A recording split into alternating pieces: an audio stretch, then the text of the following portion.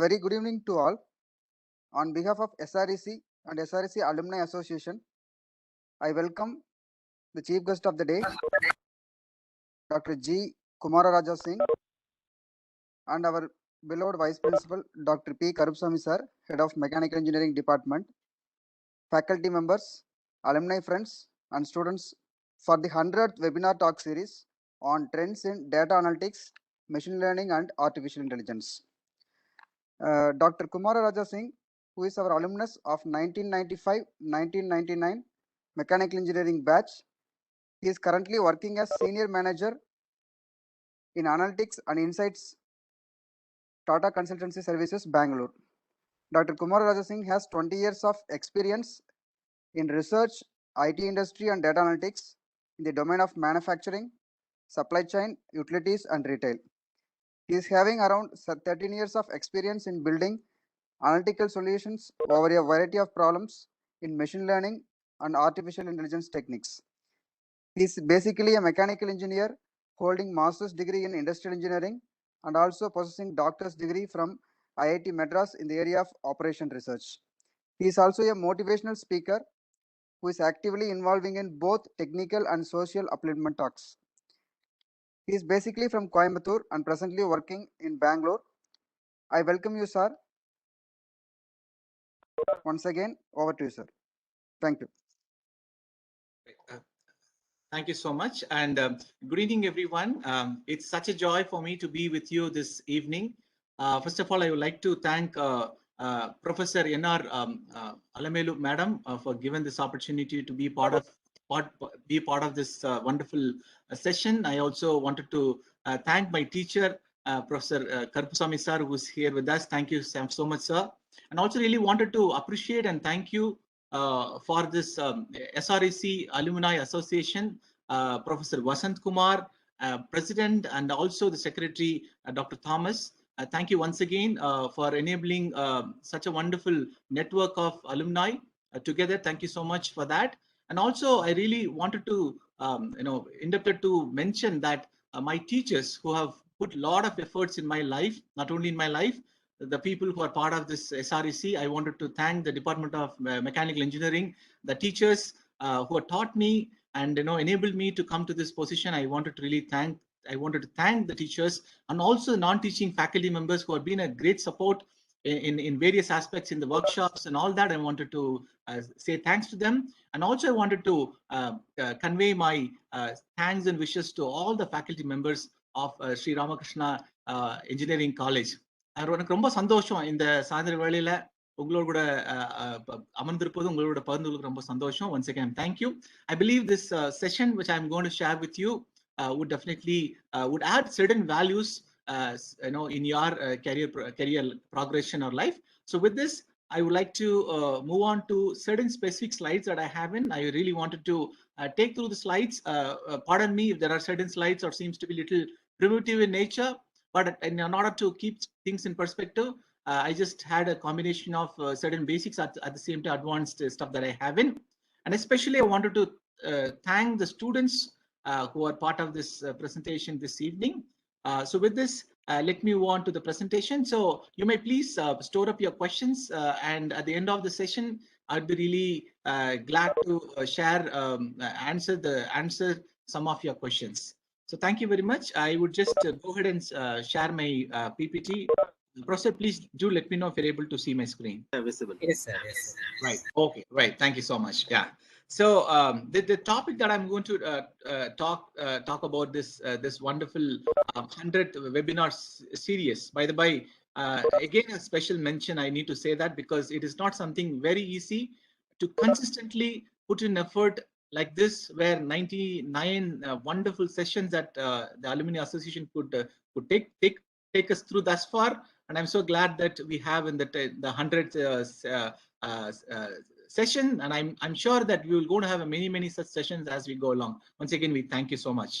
So with this background, if you look at it, data science, it's a pretty widely spoken word across the globe, and everybody is talking about data science, data analytics, machine learning, and IA and all that.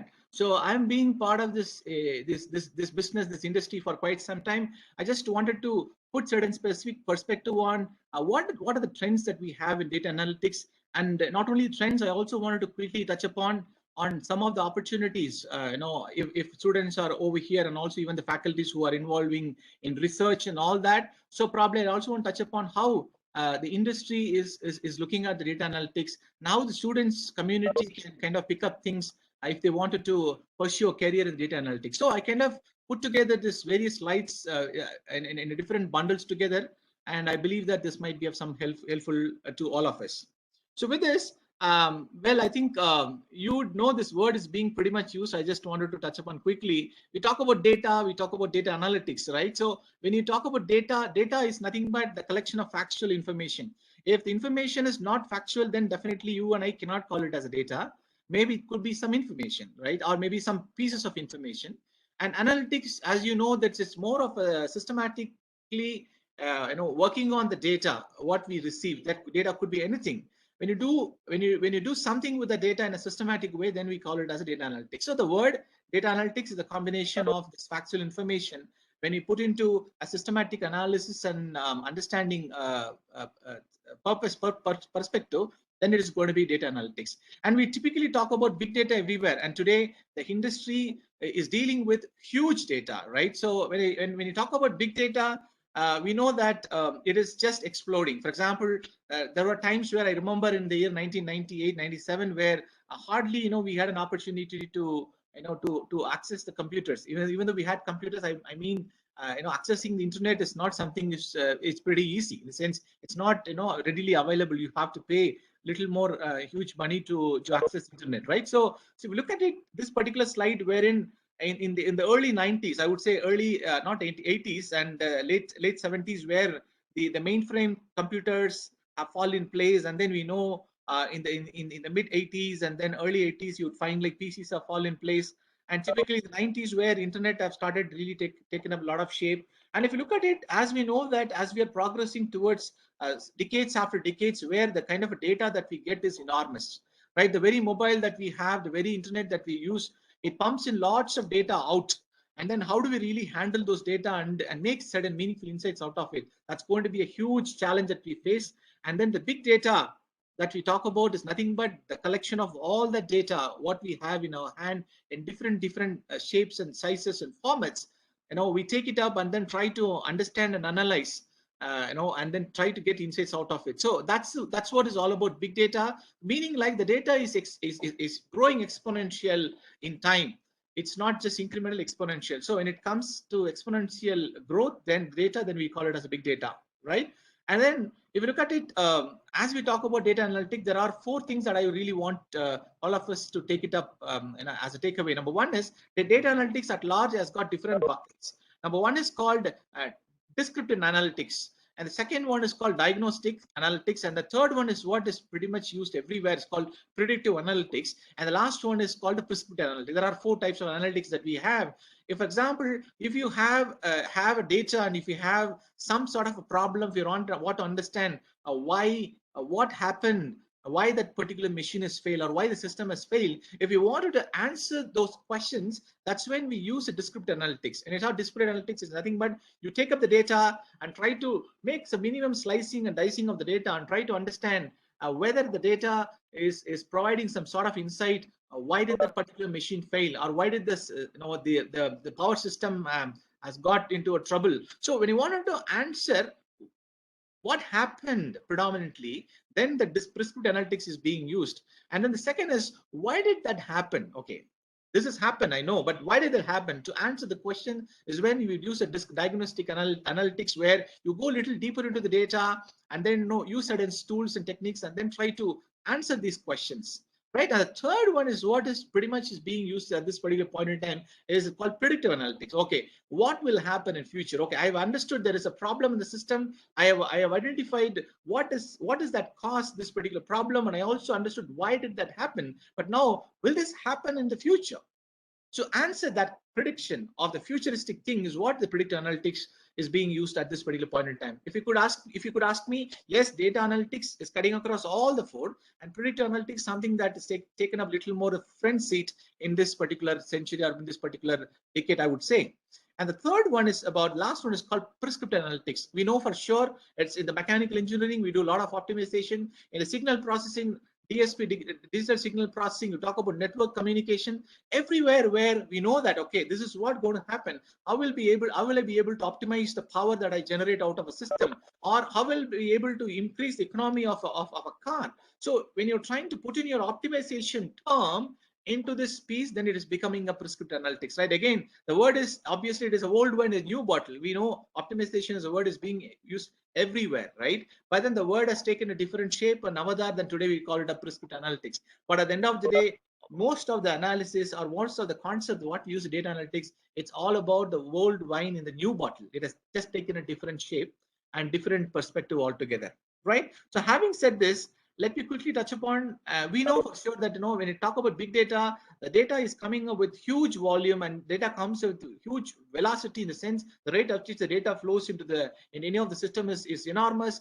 Variety of the data that we deal it's pretty large, right? There are times where we are dealing with only documents which are Word document or Excel or so on and so forth. Today we talk about the data. It is in various shapes, right? You have different types of audio files, you have different types of video files, and combination of audio and video. So the variety of data that comes out from any system, for that matter, it's enormous. So that's when you call it as a variety is involving, and then the value that the data brings in on the table is amazing, and the veracity, again, the accuracy, the authenticity of the data, again. So if you look at it in this perspective, where the data is coming in different shapes and size, and then we need to deal with that in a very systematic way. That is the reason why we have all the data analytics techniques and methodologies are in place, right? Again, this is quite interesting piece, right? When we were, even now we're studying about extraction of oil from the refineries, where the crude oil which you get out from the hundreds, at least 2 digits of kilometer down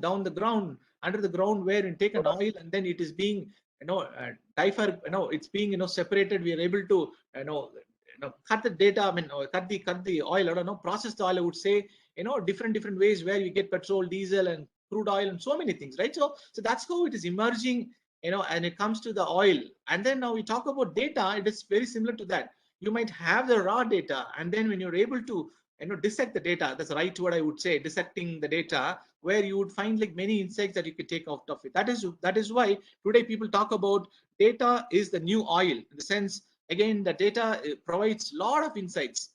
A small data can bring in a lot of insights when you wanted to take a business decisions, and as you go along. That's why we typically call it as data is the new oil. That's the one which we typically use in the corporate setting, right? So having said this, I think this will be quite interesting for the students, and as well as some of us, wherein, like, can we talk about some of the examples? And even today in the industry, industry is using the data which is coming out from various domains and various fields. For example, the New York Stock Exchange, which generates around 1 terabyte of data, right? So you have a wonderful table that we have over here. This conversions, right? We talk about 1024 GB is 1 TB. Right? If keep moving on, right, it's just exponential, right? Where you see that New York Stock Exchange, it just generates around 1 terabyte of data. It's a huge data. How do you handle? Talk about the Facebook. The statistics shows that the Facebook generates about 500 plus terabyte of data. It's a huge data. Talk about the Google data centers. Today we talk about cloud everywhere. And if you look at it, Google data center, they got around 40 plus data centers across the globe, and even one it is in India, or I would say at least it is a couple of them are one is in India, and a couple of them are in the Asia Pacific. What happens that data centers are pumping in huge amount of data, where you would find around 20 terabyte of data just in a daytime. So then you look at it, pretty much an example that we talk about, that jet engine, which is being operated for 30 minutes of flying time. They probably from Bangalore to Coimbatore, or from Chennai to Bangalore. It takes about 30 minutes of flying time, where it generates 10 plus terabyte of data. That means it's a huge data coming out from such machines. It was very fascinating to see that. If you could ask you a question, how many sensors that you would see in an aircraft? If you could ask your question to a student over here, you may say hundreds and thousands. It's thousands of sensors. Thousands of sensors has been plotted across the system, across this entire profile of the aircraft, different complex systems, where the data is being pumped out. And sensors plays a key role in the Internet of Things we talk about. Nowadays, machines are just vomiting it out. I would say the word, putting out a lot of data out from its own system, because of the data is enormous, right? What is this all about? So we deal with data, lot of data, and if you're able to handle this data in a smart way, in an efficient way, individual businesses or the corporate or the any business that you talk about can get a lot of insights out of it, through which the insights can be transformed into meaningful business value, is what I wanted to show about the takeaway from this particular slide. Right. I would really want to all of you to have an eye on this particular slide. If you look at it, it was in exactly 10 years ago. Now we are in 2022. We could see the Harvard Business Review, where they have clearly came up and predicted and saying that the data science is going to be the most attractive job in the 21st century. Thank God, indeed 10 years of prediction has came into existence. For example, I'll tell you, the chief economist of Google, he talks about saying that people are thinking that I'm joking, but the joke has become reality today. And if you look at it in 90s, is when the IT has just came into existence, and people who have adopted the IT, we typically call it as early adopters. And today they're able to do a lot of things. The people who are in 90s, at the similar way, people who are in 2020s, right, where if you are able to smartly adopt this data analytics in the part of our businesses, whatever we do, be it in mechanical engineering or instrumentation or electronics, communication or computer science, you may name it, any field for that matter, if you're able to pick a little bit of data science, as a part of your flavor, you would be able to do a pretty good job, right? That's what the Google chief economics was talking about. And look at another interesting piece. Data scientists' most basic skills are two things. Number one is the ability to write the code. I really wanted to touch upon this point. Many of the people who kind of reach out to me and they reach out to the community, they talk about this. Sir, tell me, or Singh, tell me, how do I becoming a great data scientist? The one key question that all people always ask, and I always reverberate of what I've said over here. If you and I want to be a successful data scientist, like a mechanical engineer, I being a mechanical engineer, if I know about concepts of machines, if I know what internal combustion machine is all about, but then that's really good. It's a knowledge about the machine that I have. But if I really wanted to rip apart and understand the things within that machine, I need to use the tools. I need to use my screwdrivers and then cutting pliers to go ahead and spanners to remove and see what the machine is all about, right? In the same way, if you and I want to be a successful data scientist, you may be a researcher or you may be a student right now. If you want to be a successful data scientist, one key thing I really want to tell you, dear friends, is this: you and I need to have the ability to do the programming. It's like a tool. One is the business knowledge or the technology tools that you use, but you and I should have the ability to write the programming. If somebody says, no, that is not my cup of tea, probably I think we should really seriously look into to see if we really wanted to be in the area of data science. Many of them would try to do some courses in the data science. I've heard talking about spending a lot of money. At the end of the day, they say, oh man, it's really good, but at the end of the day, I'm not really able to scale up to that extent because people struggle in doing programming. This is one important point I wanted to stress upon. This word, this particular phrase is coming from the Harvard Business Review, and it's pretty much real even at this particular point in time. Okay, the second one is, if you want to be a successful data scientist, the word scientist is being used very, very awfully in this scenario. I cannot do something 1, 2, 3, 4 steps and I say I'm done with this. If you want to solve a problem, a data scientist should have the mindset of dealing with data. He or she must have the curiosity to go deeper into it. Like a scientist perspective is all the more is important. You look at this way, they talk about the special skills involved in a data scientist is this storytelling with the data. I must be able to talk about the data, and I'm able to tell a story after story. In the sense, you pull out meaningful insights out of it. If you and I have that curiosity of dealing with the data, not just an analyst, but you wanted to work out as a data scientist, then that will make sense. So number one is storytelling with data. Second is very important. Third one is very important is this, that a data scientist must be able to verbally as well as visually would be able to deal with the data and present the outcomes. It is all the more important that you be able to put your insights, your analysis of your data in a very attractive way, maybe through presentations, or maybe through visual aspects, through aspects, or maybe even verbally, that you'll be able to communicate well, is something is all the more important when it comes to data science. There are so many other aspects also involved in, but I just wanted to touch upon a couple of things right over here. So the two takeaways I would say, if you wanted to pursue a career in data science, it's all the more important that you've got to love, you have to fall in love with the programming and coding. Right, so that's a tool that you need to use. And second one is that you and I should have the perspective of dealing with the data day in and day out. I cannot stop with saying that, okay, some problem is given, I did some analysis and I threw that analysis out there and I'm done with it. It's not the case. That you got to have the perspective of dealing with the data, sitting with the data, working out things in a meticulous way is all the more important. Right, so I think we talked about this data analytics types and all that, and wanted to quickly touch upon the machine learning, data analytics, and deep learning. These words are being used everywhere. If you could put in a simple term, when you talk about data analytics, either any data that you deal with, it's data that you talk about deal with is data analytics. But then the machine learning is nothing but you would try to use certain specific algorithms, as you know, those algorithms which will be able to solve some specific set of problems. Then that has become a machine learning problem, where you train an algorithm to do how the algorithm is supposed to operate. You train the algorithm, and later the algorithm would do things for you. That's a machine learning. Artificial intelligence is just one level up, where you kind of give little more intelligence to the system, machine or algorithm. That's become artificial intelligence.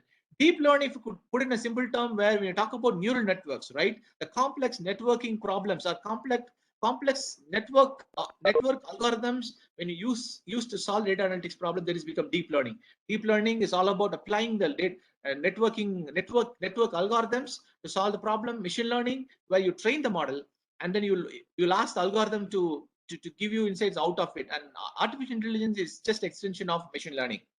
Right, so data science is nothing but the combination of all the three things put together. You typically call it as data science. Right, I just wanted to dwell a couple of minutes in this particular slide. What you see over here, a data scientist, if you are, see, this is a sweet spot that we talk about. If you are a computer science engineer, an IT person, and then if you have an inclination towards mathematics, okay, mathematics and statistics, then if you're very strong in this computer science, IT, and mathematics, statistics, then you can be you can pursue your career as a machine learning engineer. Again, machine learning engineer is also a data scientist. Just wanted to put across over here. And then if you're a computer science and an IT guy, and also if you're able to build your domain business knowledge, then this is the place where people typically talk about a software developer, software engineer. So we know a lot of software engineers right over here, where you would kind of cut across this Venn diagram, you become a software developer. This is another thing that we always talk about traditional research, where you have a mathematics and statistics, all the fundamentals, and you also have a very strong understanding on the domain and the business knowledge and business perspective. Then you become traditional research, right? The research part of it. But if you're able to bring all computer science, mathematics, statistics, and business knowledge, all of them together, then you can pursue, you will be this particular area where you can do a lot of things. So that's how this whole framework looks like. So you might be able to understand and see where you are actually placing yourself into this Venn diagram. Okay, now having said this, maybe I'll just skip this particular slide for the interest of time. Machine learning, where you kind of train the model and you tell the model, you train it in a very meticulous way, and then later you would say, okay, I'll give you new input, and you say that, okay, now you tell me whether it is a car or a bike or something, it will be able to respond to you. Deep learning that we talk about, it's more of like human intervention is very minimal. In the sense, you train your neural networks, you train advanced neural network models, the model will do a job for you. That's what the deep learning that we talked about. Okay, so now let me quickly move ahead and then talk about a couple of things, and then speak about the opportunities what we have in the area of industry, in the corporate world. Look at this. As I talked about, data science is nothing but the old wine in new bottle. In 1950s and 1970s, we know that neural networks have been spoken in those days. They talk about thinking machine, and many research have been done on the space. And 1980 to 2010, which is about 10 years ago, the machine learning has taken a bigger shape. Why the machine learning has taken bigger shape? The sense the statistics are there, all the computer science technologies are there. But then in this recent times, what happened? We're able to compute, or we will able to ensure that no, or put other way around, the storage of data.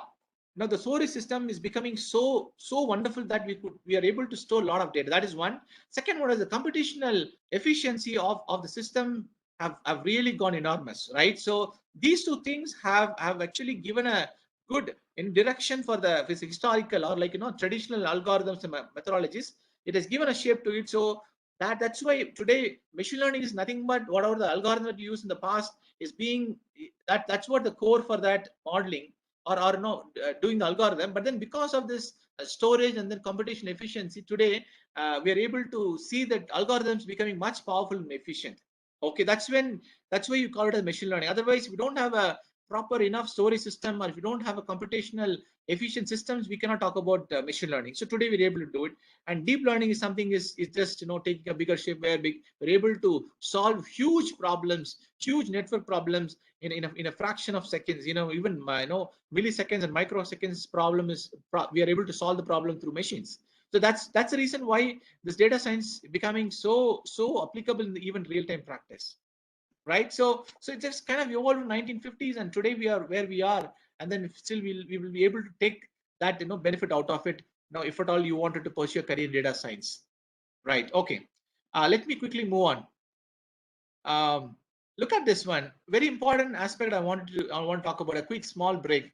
See, we need to handle the data very carefully. Look at this picture, quite interesting. For example, this guy is saying to this lady that yesterday you were not having husband, and today you have one husband. If you do a linear extrapolation, tomorrow you're going to have two husbands, three husbands, right? It's not possible, right? So somewhere you need to be very careful that you have the ability to do some sort of an analysis, but it's all the more important how you apply your algorithms, how you identify algorithms, how you apply your algorithm, and how you bring in the right interpretation of algorithm is all the more important.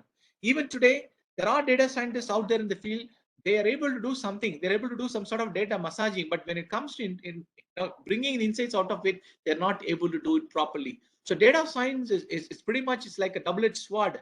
If you're able to do a right interpretation, that adds value to the business, that also adds value to the society. If that analysis is not done correctly, it can bring havoc into the society. Even we could see it, a false prediction of the failure of parts or machine would have a great impact on the social life. It's pretty much important that we need to use the right interpretation of results and summary when it comes to data science, right?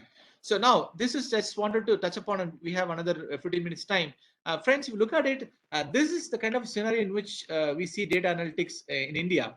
For example, any degree, any graduate, the percentage of analytics job is around 10%. It's just about 2018 statistics, but probably at this moment it may be a little better than that, little 4 years old data, but still it is applicable in practice. Look at any post-graduation, you might get around 20%. Look at engineering graduates, engineers who are coming out from the colleges. They have little more edge over. You know why? Because they are being taught with the mathematics of fundamental little things in detail. That's when you'll find this BTech space have got a major pie. Masters, still industry is looking for masters, and I would tell you a good news over here. Even today, industry is looking for PhDs.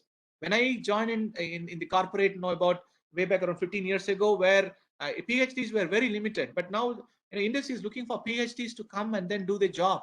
So there's a wide shift of things have taken up shape, where today with bachelors, masters, and PhDs, if you have a right skill and right mindset, industry is ready to have you in. So that's a good news that we have for higher degree people as well, right? And then probably I'll just skip for the interest of time. If you talk about professional services, now how data analytics are being, the demand of data analytics percentage. Finance and insurance, if you look at it, if you are able to do, for example, if you are a BCom or MCom person, or if you are a MCA with a specialization on finance, you would find like you have a lot of opportunities, because in different areas where you would find the percentage of demand is really huge. Manufacturing is kind of hovering around 15%, because typically manufacturing has taken a little bit of maturity. So still data analytics opportunities are kind of okay, but still we can do it.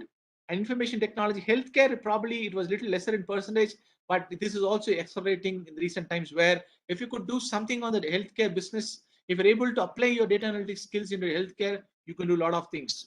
Retail again has got a little bit lesser percentage of contribution in terms of various sections of data analytics, but still these things are actually, the numbers are getting updated as we go along recent times.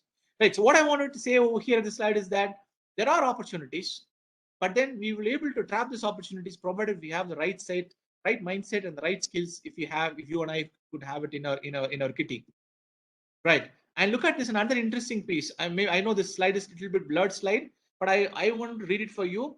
If you are if you're building up some sort of a skill in the business, banking and financial services, you could see the opportunities are plenty, closer to 40-45%. It is coming from research. If you have an interest towards travel and hospitality, it looks like little less percentage. Look at the communication, right? ECE folks. Telecom has also have got a good portion of close around 10%, 7 to 10% opportunity in the market. Automobile engineering, mechanical engineers, automobile has got a percentage.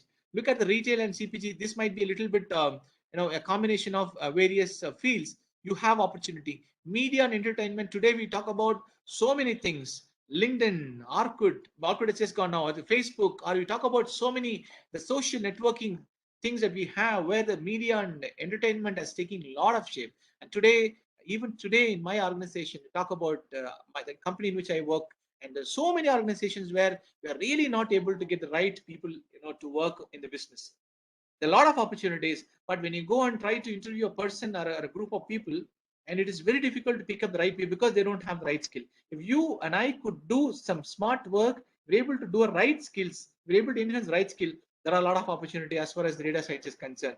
And then I'll just skip for the interest of time. You have pharmaceutical and healthcare is more, and banking and finance has got a lot of opportunity. If somebody who's got interest towards dealing with financial related stuff, you got to have a lot of opportunity right over here. So that's a wonderful piece of information that we could see it over here. Okay, let me quickly touch upon a couple of things and move forward. Right. So when you talk about data science, I would say there are 3 roles. If you could put it in a nutshell, you can be two broader areas in the data science. One is about you can be a data engineer. Okay, use the word data engineer and data science. Who can be a data engineer? Somebody who has got good programming skills on dealing with databases, dealing with systems, dealing with enterprise systems and all. So if you're able to have that inclination towards dealing with databases, dealing with data lakes, dealing with data warehouses, if you have that kind of inclination on that space, then you will be called as data engineers.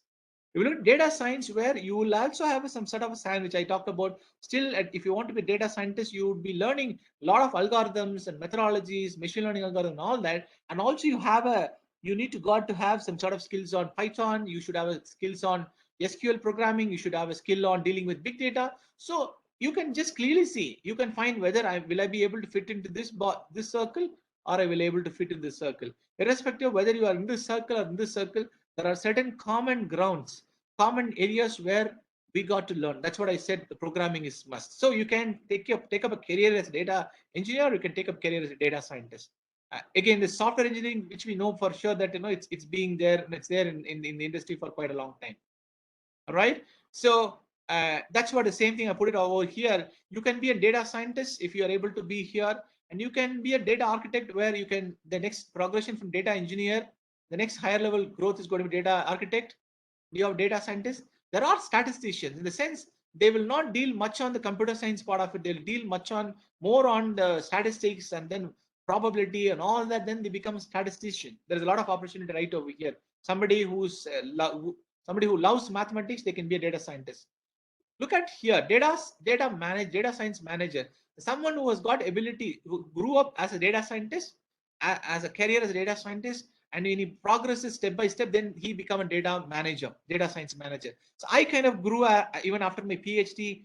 I kind of get into data science. I was a data scientist, and I kind of moved on to different levels, and today I'm in this space, right? And then you talk about machine learning. Again, this for part of I talked about earlier, right? Within data science, you have machine learning is another piece, and then you have decision science, where you kind of mix up the machine learning and data science together, is going to be data scientist, decision scientist, right? So these are the various roles that we have in the data science space. Okay, so I think with interest, I skipped the slide where what are the various skills that are required if you want to be a data scientist, if you want to be a data engineer, you will find like these are all the set of skills that is required. This guy is a data engineer, this guy is a data scientist. You see here, people talk about MongoDB, we talk about Postgres, SQL, Redis, we talk about SQL, MySQL, Cassandra. I'm just spelling out so that it might ring on your mind. Hive and Oracle, all of them, kind of fall into data engineering. And then if you come to this side where you have Python, you have MATLAB. I know for sure ECE folks or EEE or computer science folks are kind of work on MATLABs, extensively. So these are all wide variety of tools that are required if you want to be a successful data scientist, right? So with this, I wanted to move on to a couple of slides and close, for a quick interaction. I think, sorry, I've taken a little more time. So I wanted to talk about a couple of case studies and quickly move on. One classical example, right? Where can I apply data science? Look at this, for example, Reliance retail, that in which we go, where you see there's a huge floor within which you have seen a lot of shelves out there, right?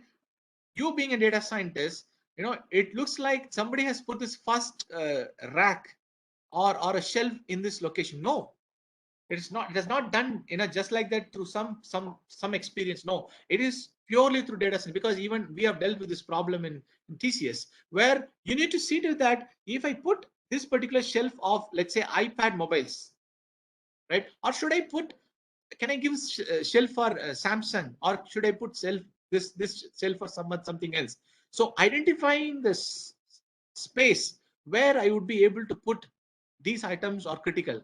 So we do a lot of analysis on the historical data, and we'll come forward and say that, okay, let's put 5 shelves. Out of 5, 3 shelves can be iPhones, not iPhone, Samsung, and 1 shelf can be an iPad or maybe a Apple products. So if you look at it over here, every decision that you make, for example, space optimization, this, how do I really optimize the space so that this retail manager will be able to take maximum business out of it? It's a prescriptive analytics optimization. Talk about customer behavior. Somebody who walks into it, maybe probably like still there are a lot of opportunities are there right over here. When somebody walks into this particular retail shop, before he walks into it, we do a lot of analysis to see that what kind of a customer he is. Will he be able to visit our shop next time? If we want to do that, what else we should do? So many analysis that we do over here. And then we talk about promotion targets. If you wanted to come up with some sort of promotions to see the products are being sold, all of them are being done through analytics, without which it is not possible for us to optimize the whole thing right over here, right? Then another interesting piece, we talk about market basket analysis. We know for sure when we have used Amazon left and right, I go and purchase a particular product, I just browse for something, and then after some time you would find like it puts you similar products right on your screen eyes and says that these sort of things can go together. There are a lot of high-end engines are being run, optimization engines, predictive models are running at the behind to come up with the kind of recommendation. That's what we call it as, like, typically market basket analysis. If Singh is going to buy milk, and I would recommend say that you also buy something else, right? If you buy bread, and if you go and buy a smart TV, and probably it will smartly recommend, saying that, okay, you should also might have wanted to have a home theater along with your, apart from your smart TV. So likewise, when it comes to retail business, a lot of analysis, a lot of insights are coming out from this data analytics. All right, and I'll just skip for the interest of time over here. If we move on to the aerospace, it's a quite interesting piece that we talk about hundreds and thousands of aircraft touchdown and take off at bigger airports, right? How do they really optimize the sense? Should I allow British Airways to touch down from 9 o'clock, 10 o'clock and take off? Or should I allow Air India to touch and take off, right? So this might seem to be a pretty simple problem. There are hundreds of runways, 50 on runways, I know aircrafts touching and take off. No, friends, what happens is, it is all the more important that, touching on takeoff involves huge dollars of value of, value, lot of cost involved in. And then this air traffic management, air control management group, or maybe the entire team work out to see to that, how do we really optimize it? What is the benefit that I get it if I allow 9 o'clock, 10 o'clock British Airways? What happens if we try to do it Etihad Airways, for example, right? So likewise, in order to do that, all the price optimization, data analytics are being done. It comes to the aircraft maintenance, air safety, there is again data analytics. For example, this machine, this particular engine, let's say the Boeing engine, has to operate without much failure. So reliability has to be really high. So even though the machines are being made with high precision and all that, we talk about 6 sigma, 9 sigma, 12 sigma and all that, but still there are failures happening right on the ground. So data analytics plays a key role where they kind of handle this machine, these engines, huge machine engines, in such a way that they're able to precisely predict that inside this particular injector or particular component would likely to fail in 10,000 hours of time. That level of highest accuracy prediction is being done data analytics. You talk about feedback analysis of the passenger, or the feedback analysis of the sensors and systems. Data analytics plays a key role. So likewise, you talk about crew management. We talk about okay, we think about a couple of crews are walking in and getting in and then getting off. No, there are a lot of work is involving in doing a crew management. Many times we can't solve the problem with a normal computer. It runs for literally days together, literally days of time it takes to come up with an optimal solution. So a lot of work is happening right out there, wherein like to get an optimal crew. Okay, I would say that this set of crews, there's 2 pilots, and then 10 the air hostess should go into this particular flight on this particular slot in this particular type of aircraft, and they have to fly on this many hours of time. All the problems are being dealt with this data analytics, right? So that likewise, there are talk about banking domain, wherein like fraud detection. Now, if you swipe a card and then you think that you swiped the card, next time you go and swipe it out, it will try to understand whether I'm trying to do a fraud transaction or not. The system have got intelligence to pick up that kind of sense signals from the data. Talk about customer lifetime, in the sense, for example, I've been very loyal to, let's say, ICICI Bank, but then today they're able to see this guy was loyal to this company for 10 years, but now I'm able to see his interest is slowly declining. How is it possible? Through your transactions, through the way that you swipe your cards, how you do a transaction, through net banking and all those means, we're able to capture very clearly that this guy would likely to leave, let's say, hypothetically I'm saying HDFC, right? Just for the purpose of took up that name. Like say this X bank, this guy will leave in another 3 days, 3 weeks of time, or 4 weeks of time, even 1 month of time. That level of prediction that we're able to do it right in the banking sector. It is not just a hypothesis, but in reality. So likewise, there are so many opportunities. You talk about machines, something that I talked about in the mechanical engineers. Failure of the machine, I'm able to predict it. If I don't predict it properly, this huge machine will be sitting on the hundreds of kilometers away, where the one machine fails, to make the machine up and running, you might wait for hundreds, at least 2 digits of hours. You will be losing a lot of money out of it. So the prediction that we do through the very oil that comes out from the system is again done by data analytics. So I was part of this similar activity as part of my Caterpillar, where we get literally terabyte of megabyte of data, gigabyte of data would come from the engine every second, every minute, and they kind of pull out the data and try to measure and see whether this particular pump is going to fail, whether this piston has got a problem. So we are able to measure it very precisely. Such kind of activities are done through data analytics, right? Let me, with the interest of time, we have another 4 minutes. I'll just quickly touch upon. This is just a classical example. You will find mathematics involved in this, called Cox proportional hazard model. This is one model that we use and try to predict when that machine is going to fail and all that. Okay, there are many applications right out there. Today we talk about Amazon Prime. Yes, it has got a heavy lifting machine learning models.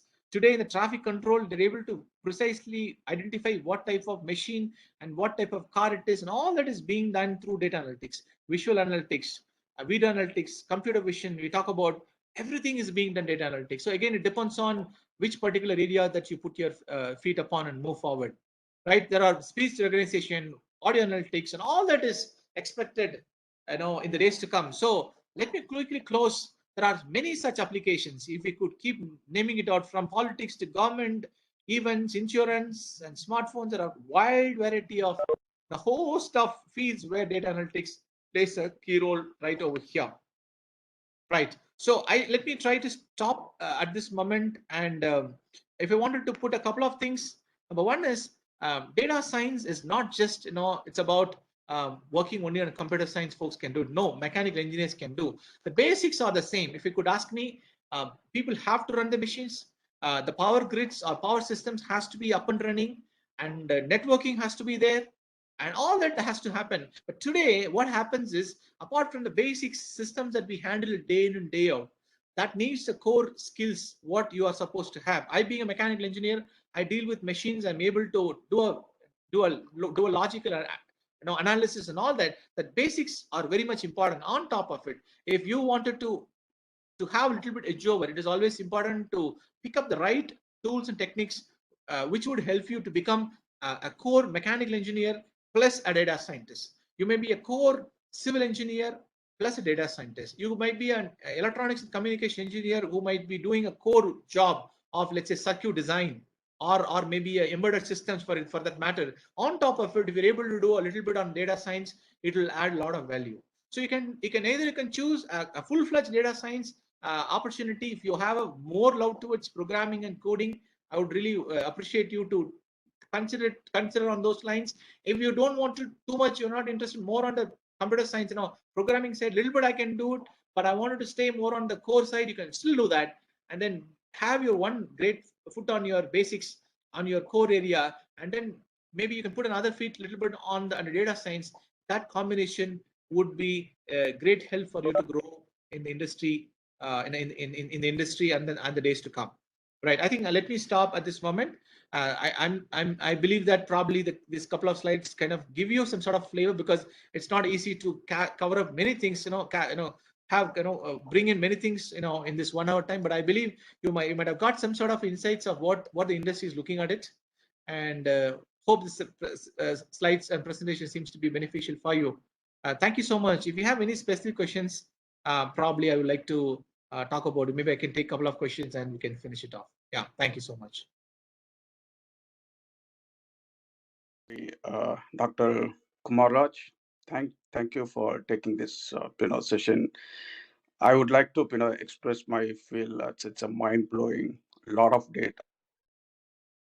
So I joined in between, but the data what you have presented, it's amazing. I have a question. Not all industry or for is implementing the artificial intelligence. The platform is successful. Do you have any model, to follow through as a best practices to succeed on the end-to-end implementation? Right. Okay. Thank you so much. Wonderful question. I think you were able to hit the bullseye. Precisely, you have asked it. Today, the industry, the industries have to slowly adopt the digital transformation. For example, I talk about a conventional manufacturing industry. Let's say they're making cars. Now, it is all the more important that they slowly, have to ensure that their entire system, the manufacturing system for that matter, they have to ensure that they slowly adopt the digital transformations. When I talk about digital transformation, there are times where they capture certain set of data, some sort of a critical data. Let's say in the case of shop floor where the machines are being assembled, they try to capture certain specific parameters and then try to take some insight out of it.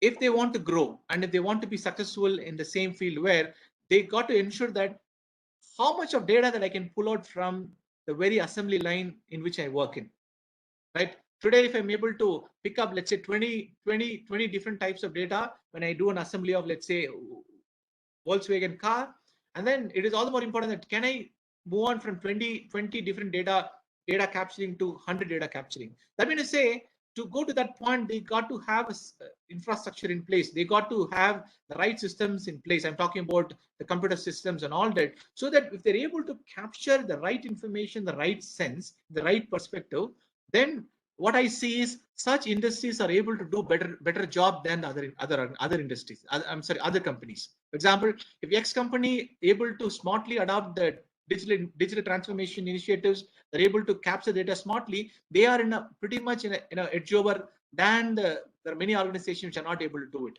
Okay, that is one. Second one is, it is not only capturing the data, it is all the more important that the company needs to have the right set of people who would be able to deal with the data. One is about the complete technology or the product that they build. That should be a dedicated team who would be able to invest their time and effort on dealing with the data. May not be a data scientist, but then are they able to store the data in the right perspective? Are they able to retrieve the data in the right perspective? So if they're able to have a dedicated team working already in the company, then they are in a better position than somebody who's just just started up their career, start up their digital transformation. So if you put across this end-to-end transformation, the sense to become more successful, it is all the more important that the companies has to consciously invest money in terms of capturing the data, and the companies need to consciously work out to see that resources are working to ensure the data is being properly captured and preserved. Then consultants like data scientists like you and I are able to go and help them out. Then the transformation becomes successful. Many of cases where people are not able to be successful because they were not able to capture the data in the right sense. They were able to do capturing the right data, right sense. Data science and data analytics, folks can bring a lot of value to the business. Today, the challenge is that many organizations not capturing. Now they understood that without data, I cannot survive in the market, right? So they've got that sense of urgency, and then over this couple of years, people have started investing a lot of money, whether they know whether they wanted to have or not. They're putting a lot of money to ensure that their data is being stored and preserved smartly so that it can be useful in practice. So I think that's a digital transformation is something is very key for successful end-to-end implementation and business opportunities. Yeah, rightly said, Dr. Kumar Raj.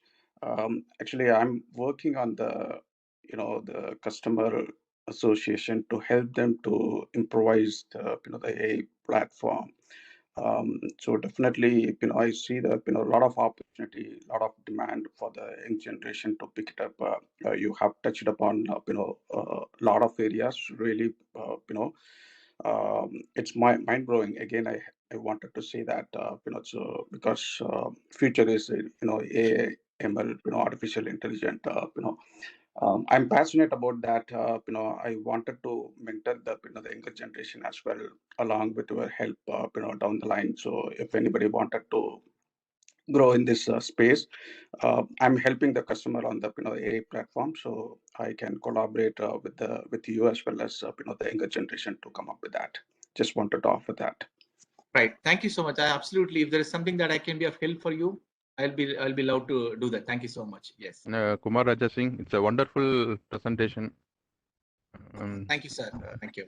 Right from the first slide to last slide, you are given the overall picture about the data analytics and how to become a data analytic engineer. எனக்கு ஒரு சின்ன question எனக்கு ஒரு conventional mechanical student, how to migrate towards the data analyst, data analyst. Sure, sir. Sure. Tools and techniques. You have told the tools and techniques through Venn diagrams and various applications. Suppose my question is, a conventional mechanical engineer, he want to migrate towards the data analytics. So how to proceed? Sure, sir. So for example, that's how it happened to me, sir. Like I'm a mechanical engineer. If somebody who's a conventional, it is all the more important that he should have an interest. And the person and the data analyze பண்ணனும்ங்கற perspective இருந்துச்சுனா, that's number one, sir. Number two because we all the time we talk about dealing with data crunching, data massaging பண்றதுனால programming is must. If you look at it, there are a lot of programming languages are out there. But if you could put a simple term, if somebody who got the interest towards learning Python, where Python programming or learn money to sir, then when they're able to apply their traditional the mechanical engineering concepts, understand money, how they can pull the data and purjitarna, then he can pull the data. For example, if we are getting failure of machines, historical data varudhu vechukonga, then they can take up the data and he can do the analysis through Python. So meaning he has to have that interest towards programming, sir. Adu onne. Rendavathu, not only interest, but he should also have the desire to keep learning something new. Today Python, tomorrow maybe some other language may come in. அப்படிங்கிற பட்சத்தில் எனக்கு programming கஷ்டம்னா இதுதான் இருக்கும். Otherwise, if he is having interest towards mathematics, he having interest towards doing a little bit of programming and coding, he can do a slow transition. It cannot be all of a sudden. Definitely a slower transition பண்ணலாம், sir. For example, இப்போ நம்ம we talk about all the machines, connected cars பத்தி பேசுறோம். அந்த டேட்டாலாம் வருது, அவ்வளவு data வருது. அந்த டேட்டா என்ன பண்றதுன்னு தெரியல. and we need a mechanical engineer who knows about engines, who knows about transmission. If he is having the business knowledge, domain knowledge, sorry, if he's able, if we could give a data to him, he need not depend on somebody else. He can pull the data, and then he can do a programming. You can do an analysis and get the insights out of it. So, and the transformation panona, we not look for let's say a computer engineer should come into play. It's well good to have a computer engineer. If a mechanical engineer is having an inclination towards programming, and it will better that he can do it little more faster than recruiting a computer engineer and then telling him what to do. Right. So that way, sir, the progression can be incremental, but it is possible. So that you can have, I would say, 70-75% of foot on the domain area, be it mechanical, electrical engineering, or computer science.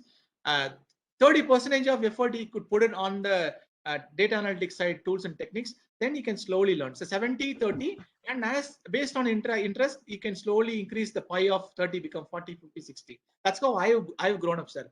So now I'm into kind of more of into data science. Any problem that you talk about retail or in a computer science or new networking, with the domain knowledge, with expert whom we have from their core area, I will get their insights and I'm able to do an analysis. Adhanala the transition pandrathu it's possible, sir.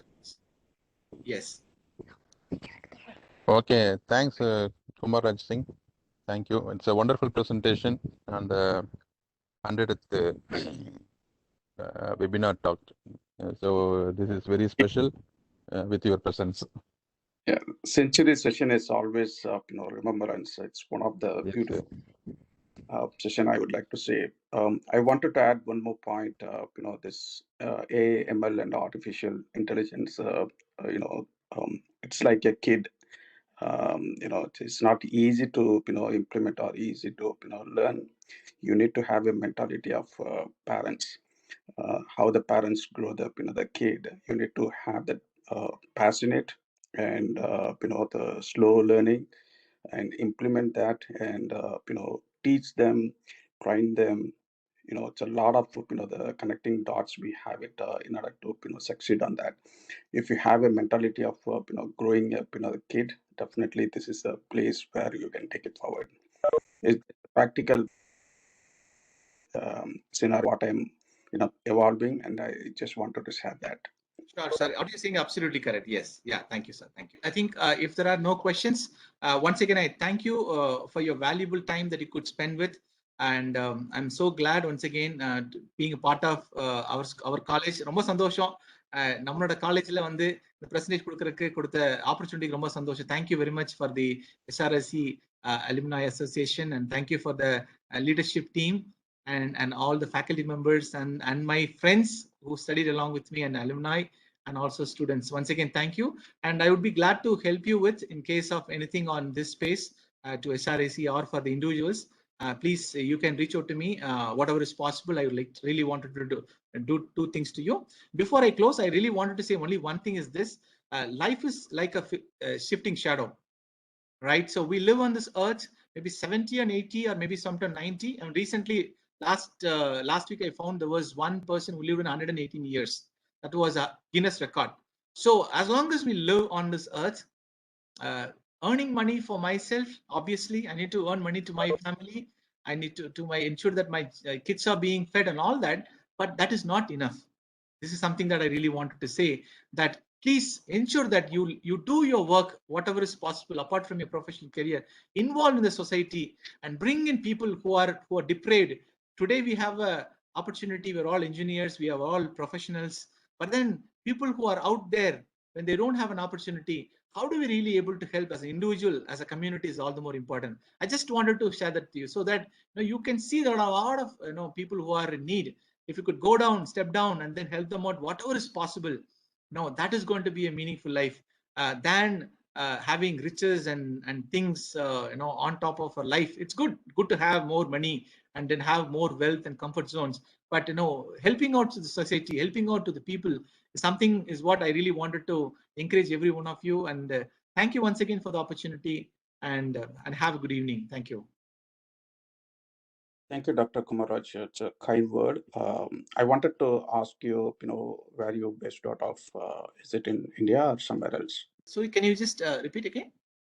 No, I'm asking, where do you based out of?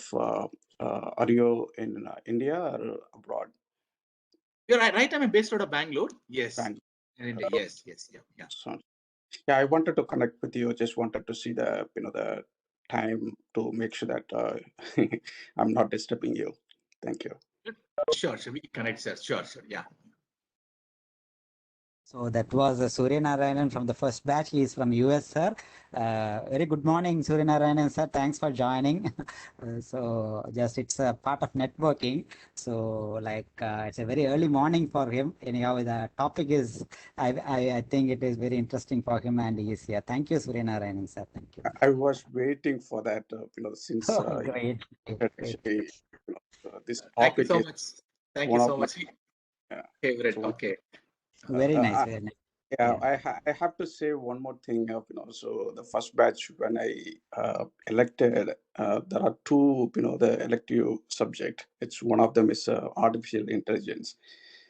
It's after 20 years, after that I'm using that, I'm really feel, great, and wanted to thanks my faculty and professor who taught me the AI. I wanted to say that after 20 years, because that time we did not have that much of data. That practically I'm seeing that how it works right now. It's amazing. Very nice, sir. Very nice. Very nice words. Thank you.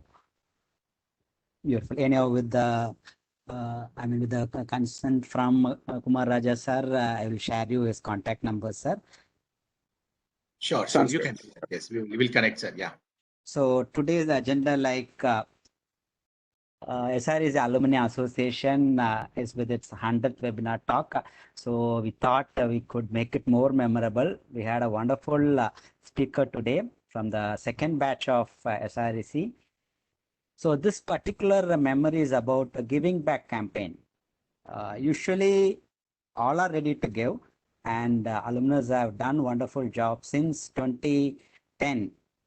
Around 488 students are benefited through SREC Alumni Association. Roughly 3 million rupees has been given as scholarship to them across this 488 students.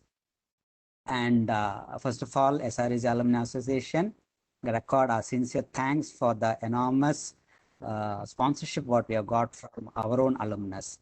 And whatever deposits we have, the interest generated, everything put together has made that figure 2.85 million. So it is not a small task, but anyhow, it has started, as I said, the 2006, but still we have got data from 2010. Anyhow, the first batch of students who have received from 2010 would have now gained an experience of 12 years. And definitely, they would be in a position to give back to the college.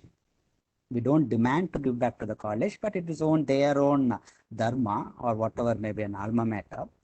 So if this happens over every 10 years from now, today I give, after 10 years, if that beneficiary, if he thinks to give back to his junior, that would be the greatest gift he can give it to his own junior. So with that in mind, we are here to just inaugurate that particular campaign, giving back campaign. It is a continuous process. That is why we have termed it like giving back campaign. And we want it in this 100th webinar because there should be some good memory. We already had a good memory through the speaker, but still to add some flavor to that, definitely this flyer will be again sent back to your own emails. And if you wish to contribute, definitely please come back to us. SREC Alumni Association requires that sponsorship because we have students, we receive more than 200 applications, but we are very tough that we are able to give sponsorships for only 18 students last year.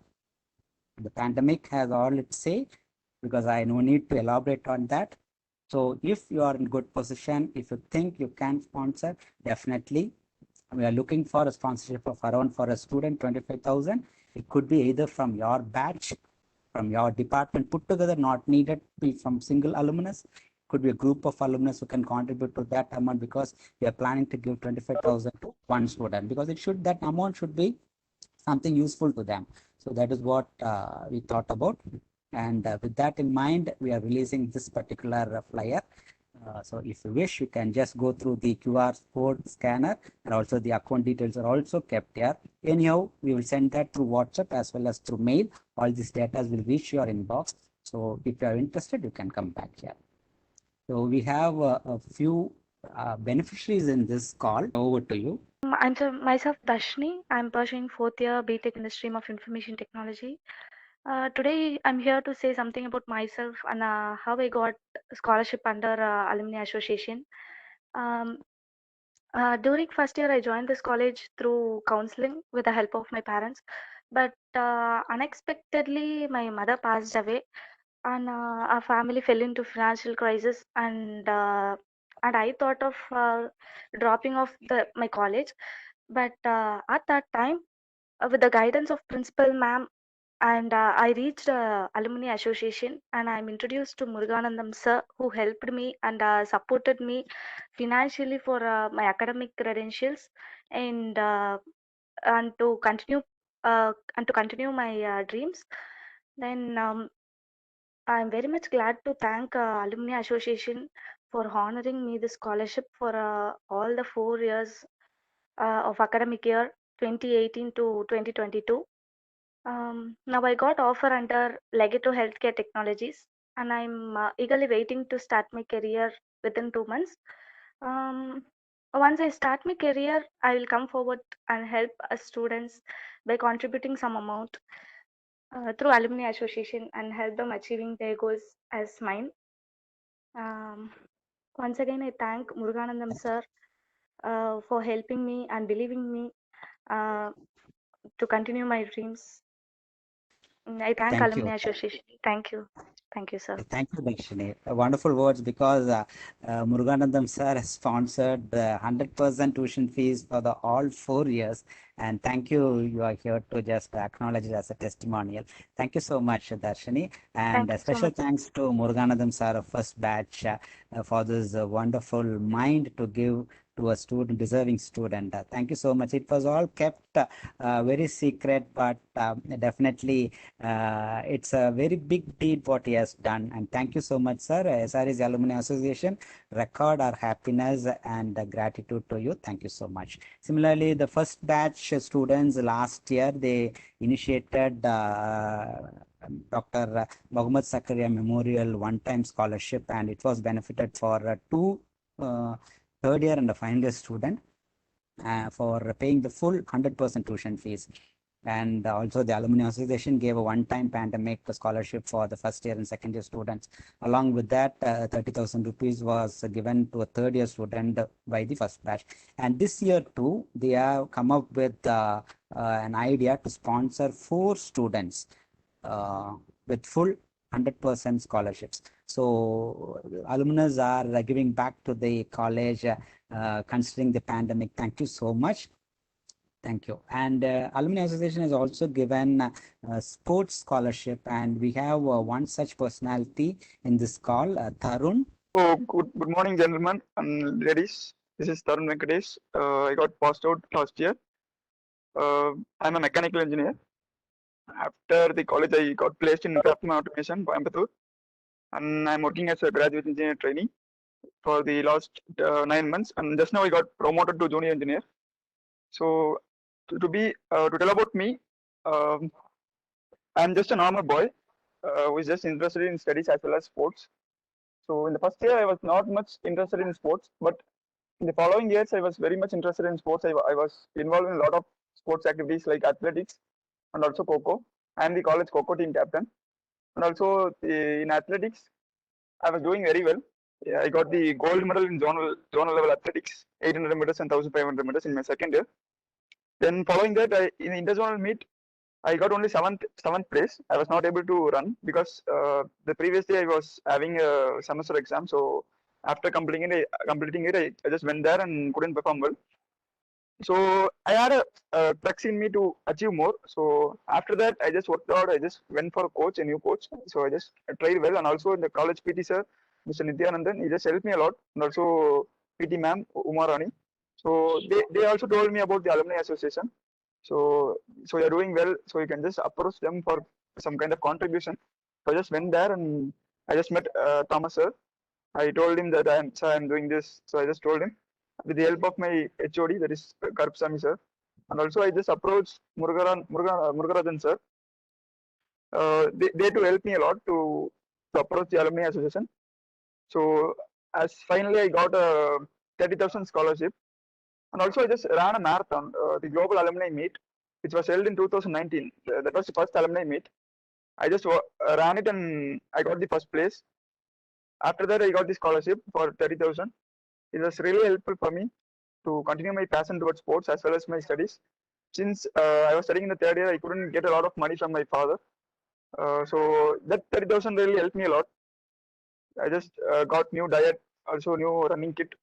So with the help of that, in the next third year, I just got 2 gold medals in zonal level competition, 800 and 1500 meters. Following that, this time I went for interzonal level. But this time, as I told, I was in full of confidence that I could crack it. Just I ran that. I got silver medal in both 1500 and 800 meters. To be, it was a very proud moment for me. Since no one in our college has won a track medal so far, but I won it. So that 30,000 really helped me. And also, I often used to speak to Thomas sir about it. And definitely now I'm in a good place, and also I'm just continuing my passion towards sports as well as studies. So I'm just trying for the armed forces. Even now I'm in Air Force selection board. Tomorrow is my selection. So I just told Yuva ma'am that ma'am, I think it's hard for me to join, but I know that if I come and speak, it will be motivating for me as well as the students who are here. So I just came here. So definitely I will be in a good place soon, and definitely I will be helping back. Yeah, sir. Thank you, Tarun. So that was a small Yes, sir. testimonials from. Thank you so much. Thank you. Yes, sir. Yeah. So we have come to the end of our 100th talk. Kumar Raja sir, Karpsami sir, shall we go for the closing remarks? I think we can do that. Yeah, thank you. I'd say that. So thank you, Dr. Kumar Raja Singh sir, alumnus 1999 mechanical engineering. It was a wonderful evening. We are blessed to have you, sir. A beautiful topic, trends in data analytics. You are mesmerized with your wonderful presentation. Thank you so much. It was a very short notice what we gave through the Department of Mechanical Engineering. Thank you, Karpsami sir, for roping in Dr.G.Kumara Raja Singh sir, because he was very particular that the 100th webinar talk should have beautiful speaker with us, and he has gave a wonderful speaker. Thank you so much, sir. Thank you, Department of Mechanical Engineering, for roping in Dr. G. Kumar Raja Singh, sir, to this webinar talks. So our webinar is made more aesthetic with the help of Kumar Raja Singh, sir. Thank you so much. Thank you, alumnus from all over the globe, for made it to this particular talk. Thank you, student friends. Thank you, alumnus, and thank you, faculty members, for being here. Thank you, one and all.